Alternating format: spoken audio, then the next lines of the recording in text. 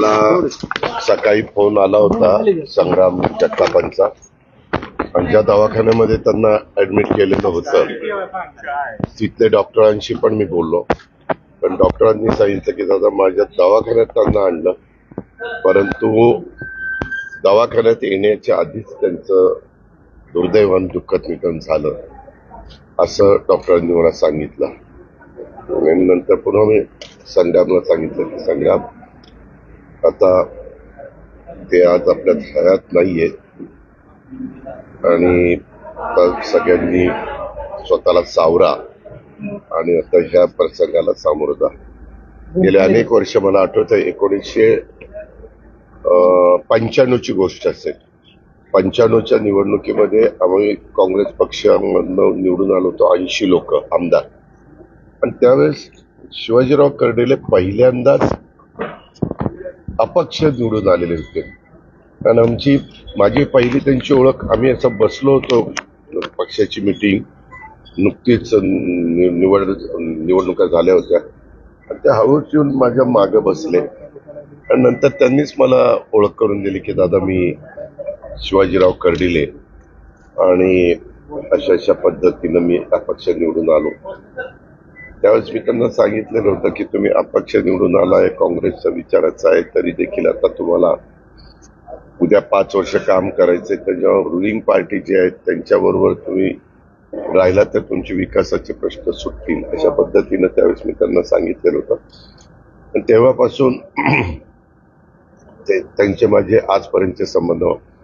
मधल्या काळामध्ये आम्ही त्यांना वेगवेगळ्या ठिकाणी कामाची संधी पण देण्याचा प्रयत्न केला, परंतु नंतरच्या काळामध्ये प्रत्येकाला आपले आपले काही राजकीय समीकरणं असतात आणि नंतर ते भारतीय जनता पक्षामध्ये गेले आणि नंतर तिकडे ते आमदार झाले. पण ह्यावेळेस निवडून आल्यानंतर परत आत्ता निवडून आले, आणि आल्यानंतर त्यांचं सातत्याने तब्येत जरा नरमच होती.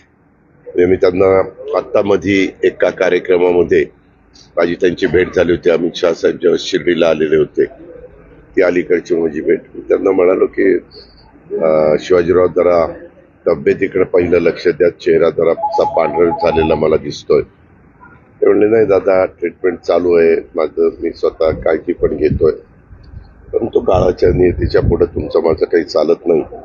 आणि नेमकं या दिवाळीच्या पहिल्या दिवशी वसुबारस आज, त्याच दिवशी ते आपल्याला सगळ्यांना सोडून गेले. मी त्यांना भावपूर्ण श्रद्धांजली अर्पण करतो.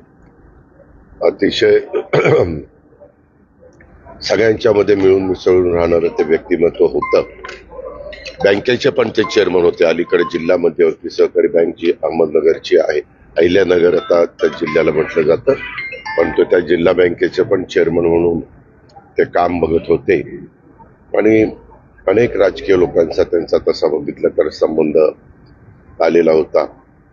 मागच्या अनेक वर्षाच्या कारकिर्दीमध्ये एकदा महाविकास आघाडीचं सरकार आलं होतं, विलासराव देशमुख मुख्यमंत्री होते, तेव्हा पण सरकार राहणार का जाणार, सरकार राहणार का जाणार अशी चर्चा चाललेली होती.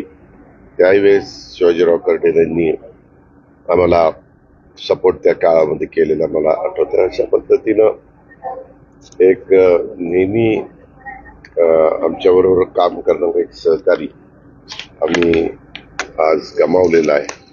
त्यांच्या कुटुंबियावर अतिशय मोठा दुःखाचा डोंगर दिवाळीमध्ये सगळे आनंदात असतात, अशा वेळेस हा प्रसंग ओढवलेला आहे.